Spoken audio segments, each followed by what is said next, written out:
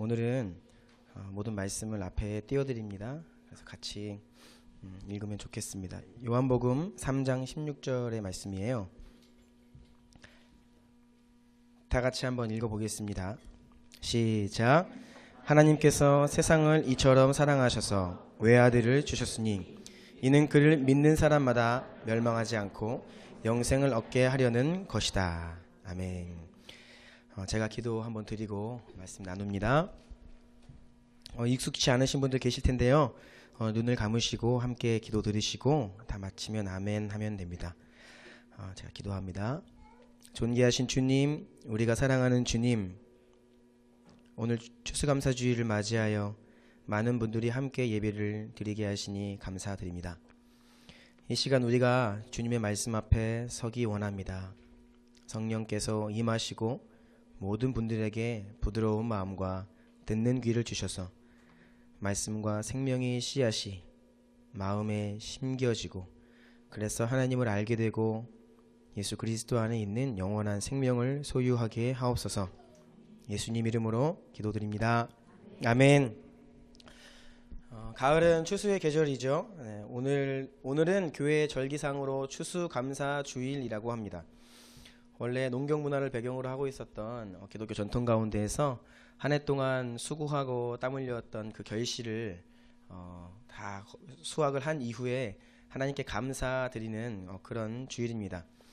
우리가 농사를 짓진 않기 때문에 이날 우리는 한 해를 돌아보면서 지나치기 쉬웠던 그런 사소한 감사거리들 또 크고 작은 일들에 하나님께 감사하고 함께 기뻐하는 그러한 시간으로 추수감사주일을 보냅니다. 특히 우리 교회, 우리 주나임 교회는 1년에 2번 가족과 친구, 이웃들 초청하여서 함께 예배를 드리는데요. 오늘이 바로 그 중에 한 날입니다. 우리가 초대할 때에 가장 소중한 분을 초대합니다. 내 주변에 있는 가장 소중한 분을 초대하는데요. 그래서 이 자리에 오신 여러분 모두는 자신이 굉장히 소중한 존재임을 꼭 아시기를 바랍니다. 그래서 우리 한번 주변에 있는 모든 분들과 이렇게 인사 나누기 원하는데요. 당신은 참 소중합니다 라고 인사합시다. 네, 소중합니다. 네. 이런 교회 문화가 적응이 안 되시는 분들이 많이 계실 줄 알아요. 낯뜨겁고 자꾸 손 뻗으라 그러고 축복한다 그러고 형제님 자매님 하는데 저희도 그거 익숙하지 않은 거 다 압니다. 그런데 축복합니다. 잘 오셨고요. 여러분은 단순히 초대받아서 우연히 온 걸로 생각하실 수 있는데요. 사실 그렇지 않아요. 여러분을 이곳에 초청하신 그 우리 주나님교회 성도님들이 지난 1년 동안 매일 여러분들의 이름을 부르며 축복했다는 사실 아십니까? 우리 교회는 매일 10시 2분에 모든 성도들이 카톡으로 공지를 합니다. 지금은 10시 2분 기도 시간입니다. 그러면 우리 모두가 여러분들을 위해서 이름을 불러가며 축복하며 기도하고요. 또 지난 2주간은 특별히 매일 밤에 이 자리에 모여서 우리가 여러분들을 위해 기도했습니다. 그래서 여러분 우연히 온 것 같지만 오늘 조금 기분이 좋아서 온 것 같지만 그렇지 않다는 것 여러분이 사실은 하나님의 등 떠밀려서 이 자리에 오신 겁니다. 저는 그렇게 생각을 해요. 우리 주나임교회는 시작한 지 2년 된 교회입니다. 이 자리에서 2년 전에 시작했어요. 많은 분들이 교회 이름에 대해서 궁금해 하십니다. 주나임 뭐냐? 앞에 써있듯이 주님의 나라 임하소서의 줄임말입니다. 우리 교회는 작지만 매우 큰 교회입니다. 오늘 새로운 분들이 많이 계셔서 저희가 부담스러울까봐 좀 자제를 했는데 목소리가 굉장히 크고요. 그리고 작지만 전 세계를 품고 있는 큰 교회입니다. 저를 소개하자면 저는 이 교회를 섬기고 있는 축복을 누리고 있는 류진용 목사이고요. 그리고 작지만 우리 교회에는 세 분의 교육자가 있어요. 아까 찬양을 인도하신 우리 코털 박종규 전사님 계시고요. 저 뒤에도 백미재 전사님 잠깐 일어나 주시겠어요? 네, 백미재 전사님이십니다. 세 분의 교육자가 계시고요. 우리 교회 성도님들은 다 우리 교회가 작지만 큰 교회라는 자부심을 가지고 함께 기쁘게 행복하게 지내고 있습니다. 세상에는 자기가 선택했지만 꼴보기 싫은 두 부류의 사람이 있다고 합니다. 그것은 바로 정치인과 남편이라고 해요. 내가 찍었지만 참 꼴보기 싫다. 그리고 신문지에 맞아 죽을 확률이 있는 두 부류가 있는데, 그것은 파리도 신문지에 맞아 죽을 수 있고 정치인도 신문지에 맞아 죽을 수 있다. 네, 그런 말이 있어요. 저는 요즘 교회와 기독교인들이 정치인보다 더 비호감처럼 여겨지지 않나, 우리나라에서. 그렇게 스스로 반성을 하게 됩니다. 제가 중2 때 저희 아버지가 하나님의 부르심을 먼저 받으셨어요. 목사님이셨습니다. 당시 저희 아버지는 동네에서 교회 다니지 않는 분들에게도 존경받는 어르신이었어요. 제가 어린 시절에 아버지가 목사님이라는 사실이 굉장히 자랑스러웠습니다. 그래서 어디 가면, 학교고 뭐 어디고 어디 가면 항상 듣는 말이 무엇냐면, 네 아버지가 목사인데 너는 왜 목사 아들이 욕하냐, 왜 거짓말하냐, 왜 싸우냐, 학교 선생님도 너 아빠 목사면서 목사님인데 왜 싸워, 그렇게 혼났어요. 그리고 친구들도 네 아버지 목사인데 너는 왜 그러냐, 뭐 이런 말을 많이 들었죠. 당시만 해도 사람들이 교회나 이 목사님, 기독교인들에 대해서 어느 정도 높은 도덕적인 수준을 기대했던 것 같아요. 그런데 오늘날은 슬프게도 그렇지 못한 것 같습니다.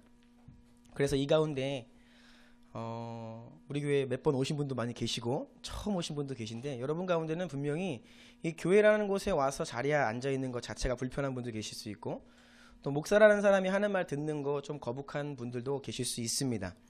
그럼에도 불구하고 이렇게 등 떠밀려 와주셔서 너무 감사드리고요. 네, 축복합니다. 지금부터 제가 나누는 이야기를 좀 잘 들어주시기를 부탁드립니다. 저는 좋으나 싫으나 이 앞에서 매주 뭐 한 번 이상, 두 번, 세 번 매일매일 이렇게 말을 해야 하는 그런 사람입니다.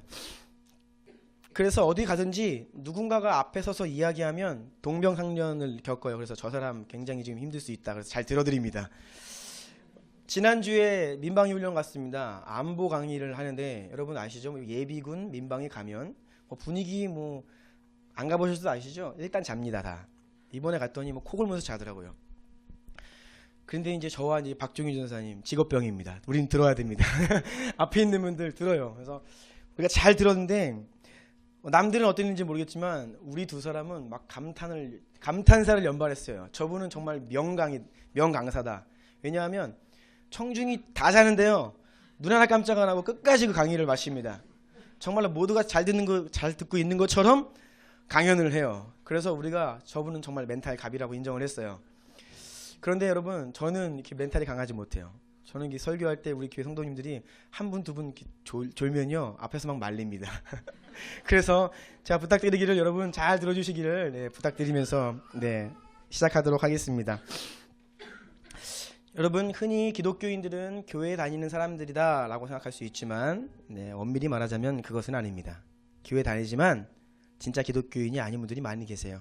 진짜 기독교인은 이 성경의 내용을 잘 알고 그것을 믿고 그 가르침대로 사는 사람이 기독교인입니다.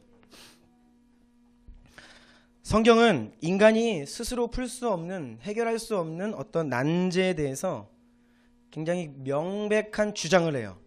난제라고 제가 표현한 이유는 그것이 과학적으로 진짜인지 거짓인지 증명할 수가 없는 문제, 우리가 두 눈으로 직접 보고 확인할 수 없는 문제들이 많이 있는데, 그러한 부분에 대해서 성경은 매우 명백하게 강력하게 주장을 합니다.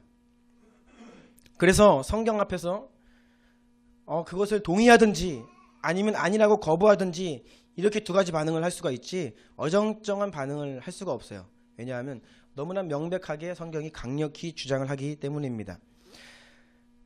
기독교인들은 이 성경을 믿는 자들이라고 했죠. 그래서 제가 오늘 이 시간에 잠깐 이 성경이 주장하는 내용, 여러분이 믿던 안 믿던 무엇을 주장하는지에 대해서 몇 가지 좀 소개를 해드리려고 합니다. 여러분, 지금 대한민국이 국정 교과서 때문에 난리죠. 지난 밤도 서울 시내에서 난리가 났던 것 같아요. 우리는 우리 민족의 과거에 대해서 정확하게 알 필요가 있고, 좌로나 우로나 치우침 없이 있는 사실 그대로를 우리가 알 권리가 있습니다. 그리고 우리는 우리 어린 자녀들에게 그러한 올바른 지식을 잘 전달해 줄 필요가 있죠.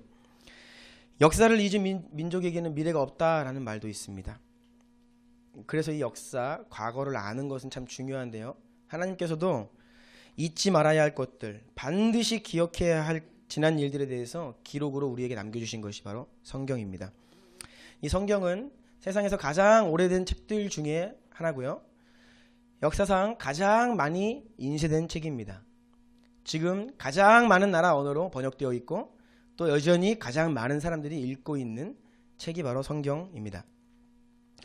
이 성경을 보면 하나님께서 계속해서 반복해서 뭐라 말씀하시냐면 기억해라, 잊지 말아라.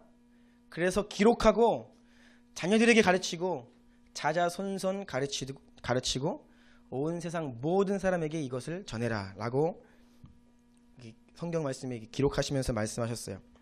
그래서 150년 전에 서양 선교사님들이 성경책을 들고 이 나라 발걸음하기 시작하신 겁니다. 우리도 알아야 하니까 알려주기 위해서. 디모데후서라는 성경의 부분이 있는데요. 3장 16절입니다. 모든 성경은 하나님의 영감으로 된 것으로서 교훈과 책망과 바르게 함과 의로 교육하기에 유익합니다. 이 말씀에 따르면 성경은 단순한 책이 아니라 하나님의 영감으로 기록된 책이다라는 것입니다. 특별한 책이라고 성경 스스로가 강력히 주장합니다. 또 성경은 무엇을 주장하냐면 하나님이 분명히 계시다고 말합니다. 시편 19편 1절입니다. 하늘은 하나님의 영광을 드러내고 창공은 그의 솜씨를 알려준다. 우리가 밤하늘에 하늘을 바라보면요 별들이 가득합니다. 우주의 광대함과 그 질서정연함을 바라보면서 이 모든 것을 만드신 하나님을 볼 수 있어야 한다고 하나님은 말씀하십니다. 그분은 우주보다 더 크고 그러한 우주를 만드신 전능하신 하나님이라는 사실입니다.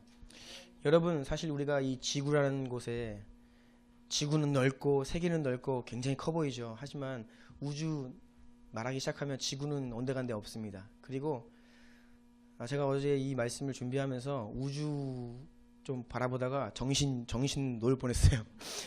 정신이 없는 이야기가 시작됩니다. 우주 이야기하면요. 제가 잠깐 정신없는 이야기 몇 가지 드리겠습니다. 앞에 다음 화면 주시겠어요? 여러분 보시는 것이 소용돌이 운하라는 것입니다. 이 운하는 우리가 속한 은하가 아닙니다. 우리 태양계가 속한 은하가 아니라 저 멀리 떨어져 있습니다. 지금 우리가 있는 이 지구로부터 얼만큼 떨어져 있냐? 3100만 광년 떨어져 있습니다. 여러분 이게 어떤 거리인지 아십니까? 3100만 광년. 빛의 속도 잘 모르시니까 중고등학교 때 공부 조금 덜 하신 분들을 위해서 제가 아까 1부 예배 때 물어봤더니 우리 아이들 잘 모르더라고요. 여러분 빛의 속도 1초에 얼마큼 가죠? 아우 소담이 훌륭합니다. 지구 7바퀴 반 갑니다. 1초 똑딱 하면 지구 7바퀴 반을 가요. 킬로미터로 환산을 하자면 30만 킬로미터를 갑니다.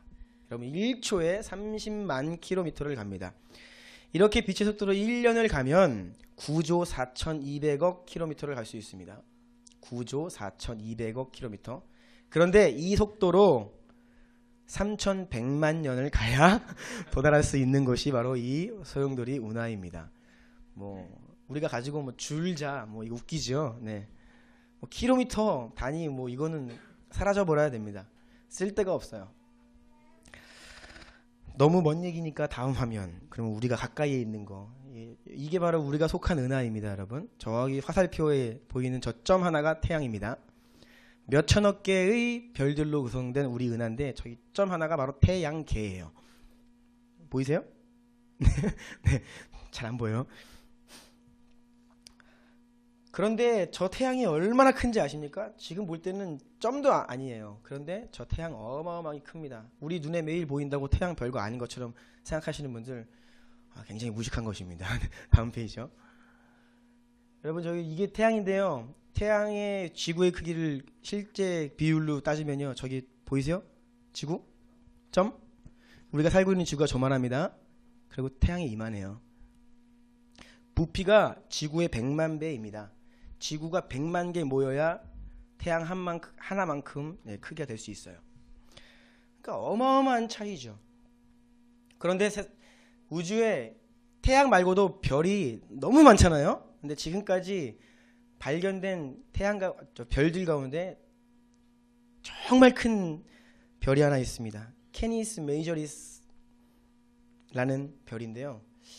이 별은요, 뭐 설명할 수가 없어요. 이 별을 딱 놓고 보면 옆에 태양을 세우면 태양이 안 보입니다.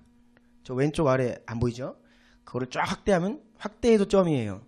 그런데 여러분, 이 지금 이 별인데, 이 점선 보이시죠? 이 점선이 태양을 중심으로 지구가 돌고 있는 공전 궤도입니다. 그러니까 이 별 하나가 태양 주위를 돌고 있는 지구의 공전 그 범위보다 더 크다는 거예요.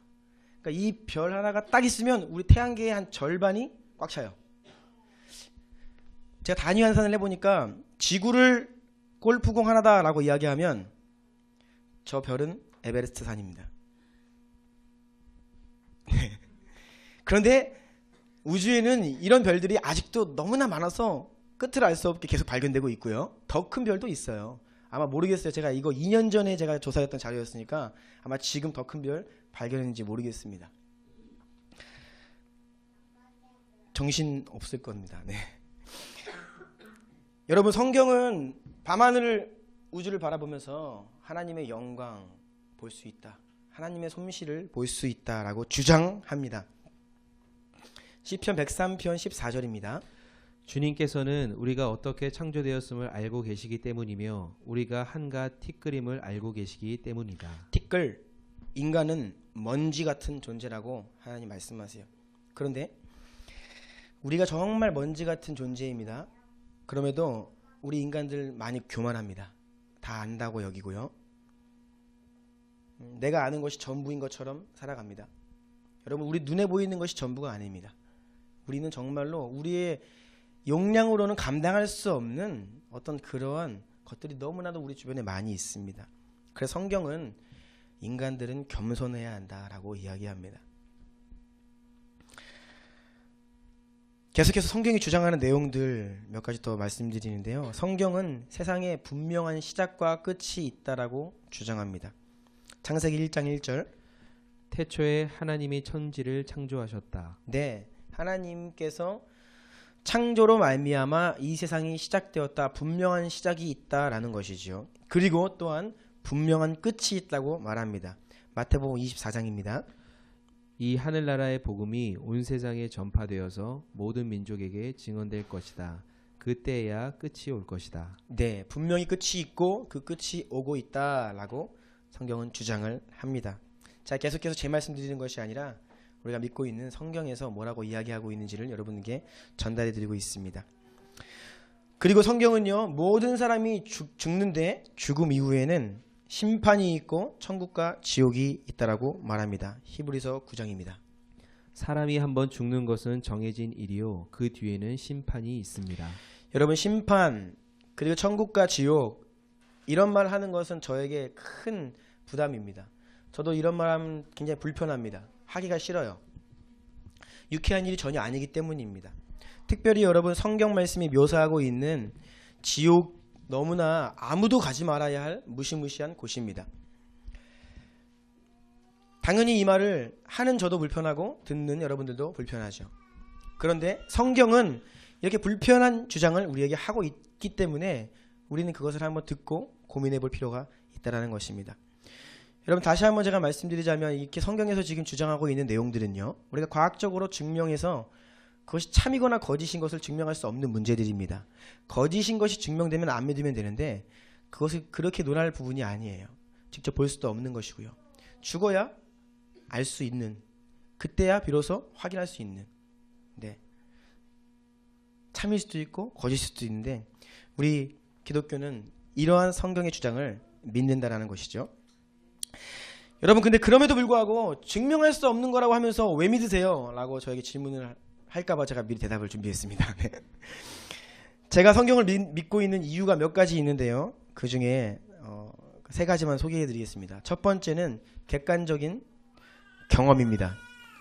객관적인 경험이라 말씀드린 이유는 이것이 제 안에서 일어난 일이 아니라 제 눈으로 제 밖에 다른 사람에게서 일어난 걸 봤기 때문에 객관적인 경험이라고 말씀드려요. 앞서 말씀드렸듯이 제 아버지가 목사님이셨는데 제 중학교 2학년 때, 지금부터 19년 전입니다. 돌아가셨어요. 당시 제가 아버지의 임종을 지켜봤습니다.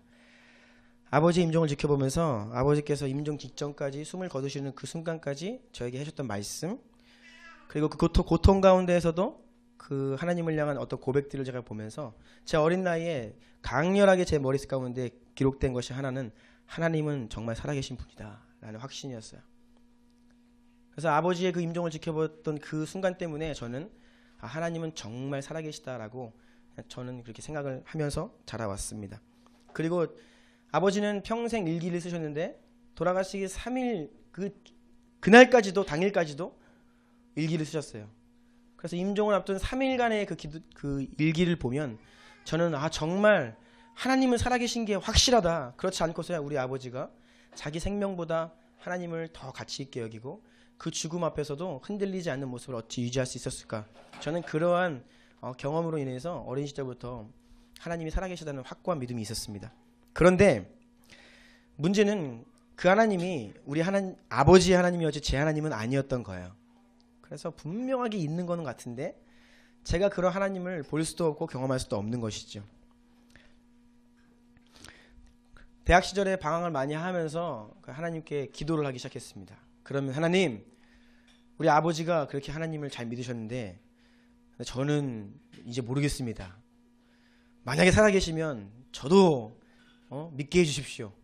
그래서 간절히 기도했어요. 제가 많이 방황했는데 하나님께 부르짖어 기도하던 가운데 깊은 절망 가운데 있었는데요. 그 가운데 하나님이 저를 만나주셨어요.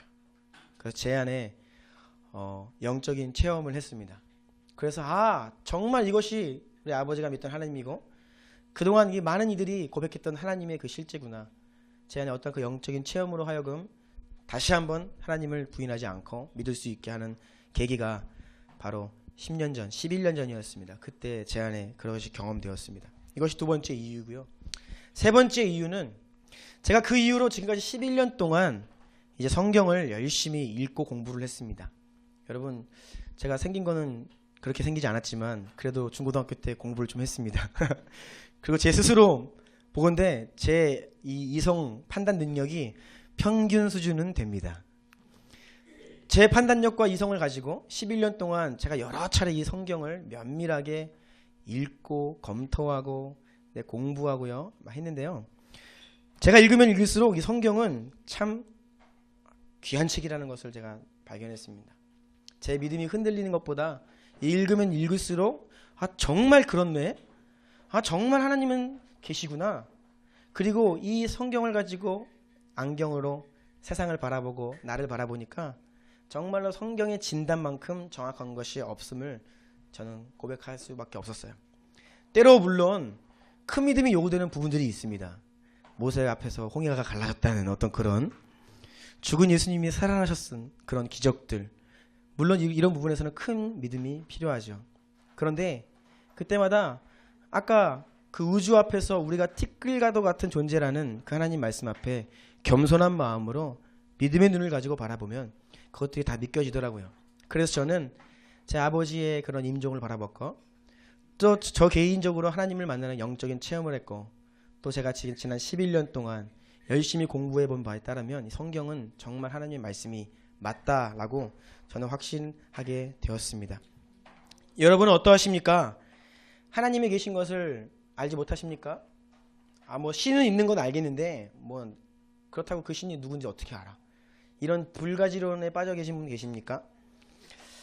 성경이 믿을만하지 못하다고 생각하시는 분 계십니까? 제가 여쭙고 싶은 것은 그 이유는 무엇입니까? 여러분, 그저 막연하게 깊은 고민 없이 면밀하게 확인해 보지 않고 이런 결론을 내리고 계시다면 제가 부탁드리는 것은 깊은 고민을 해보라는 그런 권유입니다. 그리고 정말 하나님이 살아계시다면 내가 그 하나님을 경험할 수 있도록 한번 도와주십시오. 이러한 겸손한 마음으로 주 앞에 마음을 열고 나아갈 때 하나님은 여러분들 가운데 일하실 거라 생각합니다. 막연하게 하나님을 부인하고 성경을 거부하는 이들과 면밀히 그것들을 고민해보고 성경을 읽어보고 판단하는 분들은 확연히 차이가 있습니다. 제가 만나보면 차이가 느껴져요. 대화를 해보면요, 이분이 그냥 거부감 때문에 전혀 면밀히 살피지 않고 귀를 막고 있구나 하지만 또 어떤 분은 하나님을 믿지 않는 분이지만 나름대로 고민을 하고 성찰을 하고 도를 알기 위해서 성경 말씀을 한 번쯤 진지하게 읽어본 분은 비록 하나님을 모른다 하여도 대화가 많이 돼요.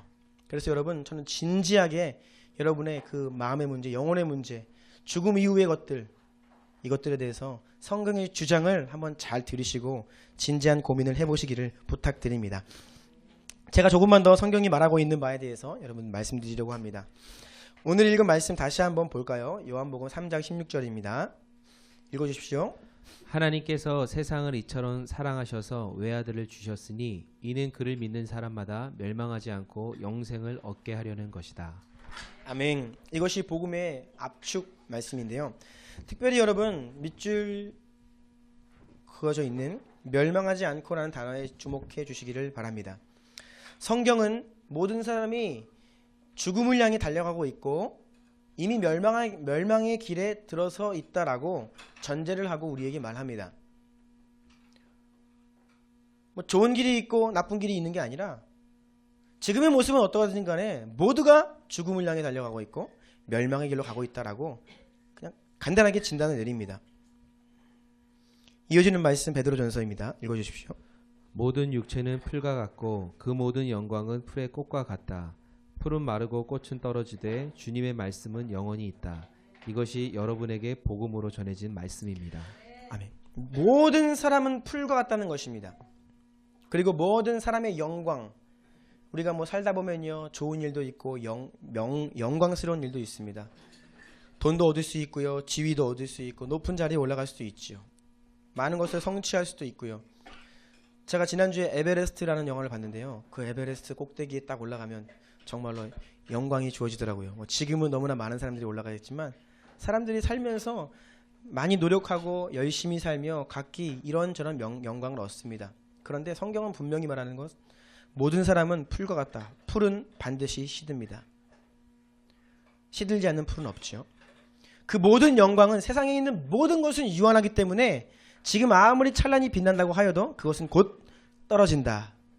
우리의 젊음도 곧 지나가고요. 건강도 지나가고요. 우리가 가지고 있는 모든 것이 정말로 다 없어집니다. 머리끝에서 발끝까지 우리 육신 전부도 다 흙으로 돌아갑니다. 성경은 정확하게 진단을 하고 있어요. 죽음을 향해 멸망의 길로 가고 있다라는 것입니다. 왜 멸망의 길로 갈까요? 사람이 왜 죽어야 할까요? 그것은 바로 죄 때문이라고 성경이 이야기합니다. 로마서 5장 12절입니다. 모든 사람이 죄를 지었기 때문에 죽음이 모든 사람에게 이르게 되었습니다. 성경에서는 우리 육신의 목숨이 끊어지는 그 죽음, 그것도 죽음이라고 이야기하고요.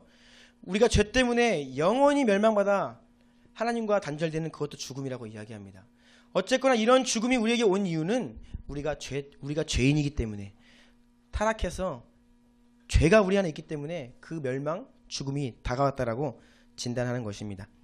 여러분, 눈을 뜨고 세상을 바라보십시오. 눈에 보이는 모든 것들 가운데 인간만큼 탁월한 피조물이 없습니다. 그렇죠? 인간보다 뛰어난 존재를 만나보신 적 있습니까? 외계인 이야기는 하지만 아직 확인된 바가 없어요. 네, 인간이 가장 탁월한 존재입니다. 성경은 유일하게 인간이 하나님의 형상으로 지음받았고 그 안에 영혼이 있기에 가장 뛰어난 피조물이라고 말합니다. 그런데 여러분, 왜 가장 뛰어난 피조물이, 가장 이 지구상에서 보면 가장 영광스럽고 뛰어난 존재가 가장 나쁜 짓을 할까요? 동물들도 안 하는 짓을 하는 것이 바로 인간이죠. 만약에 우리 가운데 법이 사라지면요, 우리는 짐승만도 못한 인간들이 되어버립니다. 특별히 대한민국 지금 현재 굉장히 심각한 병에 걸려 있습니다. 제가 진단하는 우리나라의 병 중에 하나는 분열입니다. 분열이라는 병입니다. 마음이 나뉘고 서로를 나쁘다고 하는 병이죠. 한민족 한핏줄이라고 이야기하지만 남과 북으로 세계에서 거의 찾아볼 수 없는 분단 국가이죠. 남북한이 갈라진 것도 서러운데 이 남한 안에서도 지역 감정으로 또다시 나라가 분열되어 있습니다. 이것뿐인가요? 요즘은 빈부간의 분열도 심합니다. 그냥 돈 가진 것 자체로, 나는 없는 것 자체로 벌써 편을 나누고 갑과 을, 이런 구도로 언론도 계속해서 몰아가고 있죠. 이것뿐인가요? 급속한 산업화로 인해서 빈부간의 분열도 심각합니다. 우리 어린 자녀들은 엄마 아빠 생각을 잘 이해 못합니다. 무엇보다 가장 심각한 문제는 진보와 보수, 이념과 사상 갈등이 너무나 심각합니다. 우리나라가 가지고 있는 이 분열의 문제들이죠. 어제는 프랑스 파리에서 참혹한 일이 벌어졌죠. 여러분, 왜일까요? 크고 작은 분쟁, 시기, 질투, 다툼, 살인, 전쟁, 원수 맺는 것, 이것이 인간이 있는 모든 곳에서 끊임없이 벌어지고 있다는 것입니다. 어린 아이들에게도 마찬가지예요. 아이들도 모이기만 하면 편가르고 싸워요. 성경은 이 모든 문제의 근원이 바로 죄라고 이야기합니다. 죄는 나 중심을 말합니다. 이기주의, 교만, 내가 옳아, 이 태도가 바로 죄입니다. 그래서 사람들은 모두 자기 자신을 위해 살아가고 내가 옳다 여기며 살아가기 때문에 이것이 확장되면 집단 이기주의가 되고 이것이 더 확장되면 국가 간의 전쟁이 되고 이렇게 되는 것입니다. 이 세상에 있는 모든 아픔과 눈물 흘림, 우리가 한평생 인생을 살아가면서 수없이 흘리는 이 눈물, 이 모든 것의 문제의 근본에는 죄가 있다는 것입니다. 그런데 이제 그것을 모르니까 해결해 보려고 이리저리 뛰어다니지만 되지 않죠. 하지만 동시에 성경은 예수 안에 생명이 있다라고 말합니다. 로마서 6장 23절입니다. 죄의 삭은 죽음이요 하나님의 선물은 우리 주 예수 그리스도 안에서 누리는 영원한 생명입니다. 아멘. 죄의 대가가 죽음이에요. 우리가 죄를 짓기 때문에, 죄인으로 살아가기 때문에 우리에게는 죽음이 왔고 우리는 멸망의 길로 가고 있는 것입니다. 하지만 예수 그리스도 안에 생명이 있습니다. 그 이유는 우리가 나의 죄값으로 인하여서 맞이해야 할 그 멸망과 죽음을 하나님의 아들 예수 그리스도께서 대신 그 죄값을 치르셨다는 것입니다. 대신 그 죄값을 지불하셨기 때문입니다. 그래서 우리가 하나님의 아들 예수 안에 머무르면 당신의 생명으로 우리를 사셨다. 이것이 바로 성경에서 우리에게 주장하고 있는 바 예수 십자가의 의미이죠. 뿐만 아니라 예수 그리스도의 십자가를 통해 하나님은 당신 자신이 사랑이라는 사실을 우리에게 나타내 주셨습니다. 다른 사람을 위해서 목숨을 내어주는 것만큼 가장 큰 사랑은 없다라고 이야기하는데, 하나님은 그 아들 예수님을 우리를 위해 내어주심으로써 그 생명값으로 우리를 대신하셨어요. 그러니 그것이 바로 가장 큰 사랑이죠. 로마서 5장 8절입니다. 그러나 우리가 아직 죄인 되었을 때에 그리스도께서 우리를 위하여 죽으셨습니다. 이리하여 하나님께서는 우리들에 대한 자기의 사랑을 실증하셨습니다. 아멘. 네, 십자가 위에 그 죽으심으로 사랑을 여러분들에게 보여주셨습니다. 하나님이 사랑인 것을 증명하라고 요구한다면 과학적으로는 증명할 수 없지만 성경이 말하는 바에 따르면 예수님의 그 십자가 죽음이 바로 저와 여러분을 향한 하나님의 사랑의 증거라고 말하고 있습니다. 마지막으로 예수님은 십자가 위에서 우리를 대신해서 죽음을 맞이하셨지만 죽음을 정복하시고 3일 만에 부활하셨습니다. 이것으로 인하여서 하나님의 아들이심을 확정하셨고 또한 그 죽음을 이기셨고, 예수를 믿는 자 너희들도 나와 같이 이 세상 마지막 날에 부활할 것이다 약속하고 계십니다. 요한복음 11장 25절입니다. 예수께서 마르다에게 말씀하셨다. 나는 부활이요 생명이니 나를 믿는 사람은 죽어도 살고. 아멘. 법정에서 한 사람의 증언은 매우 능력 있는 증언입니다. 성경에서도 2명의 증인이 나타나면 그것은 확증됩니다. 그런데 여러분, 예수님 당시에 예수님의 부활을 목격한 500여 명의 사람이 있었다는 사실을 꼭 기억하시기 바랍니다. 그리고 성경의 진실성에 대해서 오늘날 많은 사람들이 폄하하고 믿을 만한 것이 못되다고 이야기하지만, 여러분, 성경에 기록된 당시의 기록물들, 고대 기록물들과 비교했을 때 성경은 비교할 수 없을 만큼 많은 사본을, 정확한 다양한 사본을 갖고 있고, 어떤 그런 고고학적인 법칙을 가지고 성경을 바라보아도요, 성경은 가장 믿을 만한 책이라는 것이 일반 학계의 증언입니다. 여러분, 꼭 면밀히 살피시고 성경의 주장에 귀를 기울이시고 고민을 하시기를 축복합니다. 오늘 말씀 마무리하려고 하는데요, 여러분을 예수님 안에 있는 생명의 길로 제가 초청하고 싶습니다. 예수님은요 이렇게 말씀하세요. 수고하고 무거운 짐진 자들아 다 나에게로 오라. 내가 너희를 쉬게 하리라. 나의 멍에는 가볍다. 같이 지자. 여러분 삶의 무게가 너무나 무겁지요. 문제 없는 인생 없고 문제 없는 가정 없습니다. 이 앞에서 복음을 증거하고 있는 저도 살다 보면 문제가 많이 있습니다. 우리 가정 안에도 아픔이 있고 눈물이 있죠. 왜냐하면 우리 모두는 근본적으로 죄인이기 때문에 우리가 이 땅을 살아갈 때에요 눈물이 그칠 날이 없습니다. 그런데 예수님은 그러한 우리에게 초청하십니다. 수고하고 무거운 짐진 자들아 다 나에게로 오라. 예수님의 초청은요 아무 값없는 초청이에요. 그 앞에 우리가 무언가 노력을 할 필요도 없고요. 많은 돈을 지불해야 될 필요도 없고요. 무언가 많은 것을 하라는 것이 아닙니다. 예수님은 이렇게 말씀하십니다. 네가 티끌과도 같은 연약한 인간임을 인정하고 겸손함으로 그저 나에게 나오라. 그러면 생명을 볼 수 있다라는 약속입니다. 그래서 여러분 제가 여러분을 이 자리로 초청하고 싶습니다. 왜 기독교인들은 예수를 나의 주 예수 그리스도라고 이야기할까요? 앞에 주라는 뜻은 주인이란 뜻입니다. 나는 티끌 같고요. 하나님은 우주보다 크신 분입니다. 그래서 이제는 내 인생 내 뜻대로가 아니라 당신 뜻대로 살고 싶습니다. 라는 의미에서 나의 주인이십니다. 주여 주여. 그래서 이렇게 부르는 것이고요. 뒤에 나오는 그리스도라는 말은요. 나의 구원자라는 뜻입니다. 죄 문제를 해결하시고 영원한 생명 주신 그 예수님을 향하여 그리스도라 고백하는 것이죠. 그래서 우리는 주 예수 그리스도라고 부릅니다. 여러분 예수님을 여러분 자신의 구원자로 인정하고 맞이하시기를 축복합니다. 요한복음 1장 12절입니다. 그러나 그를 맞아들인 사람들 곧 그 이름을 믿는 사람들에게는 하나님의 자녀가 되는 특권을 주셨다. 많은 조건이 필요 없습니다. 여러분 영원한 생명을 위하여 그저 그분을 믿고 마음으로 맞이하라 초청입니다. 정말로 은혜로운 초청이고요. 너무나 영광스러운 초청입니다. 이렇게 무엇과도 바꿀 수 없는 영원한 생명을 그저 겸손히 믿고 주님을 영접하고 맞아들이는 것으로 그 자리로 우리를 초청하고 계십니다. 두 번째는 예수님을 여러분 자신의 인생의 주인으로 고백하시기를 초청합니다. 로마서 10장입니다. 주님의 이름을 부르는 사람은 누구든지 구원을 얻을 것입니다. 내가 내 인생의 주인이 되어 살아보니 고통과 눈물이 끊이지 않는 그 인생이 주 앞에 부르짖는 것입니다. 예수님, 주님, 도움이 필요합니다. 나의 힘으로는 안 됩니다.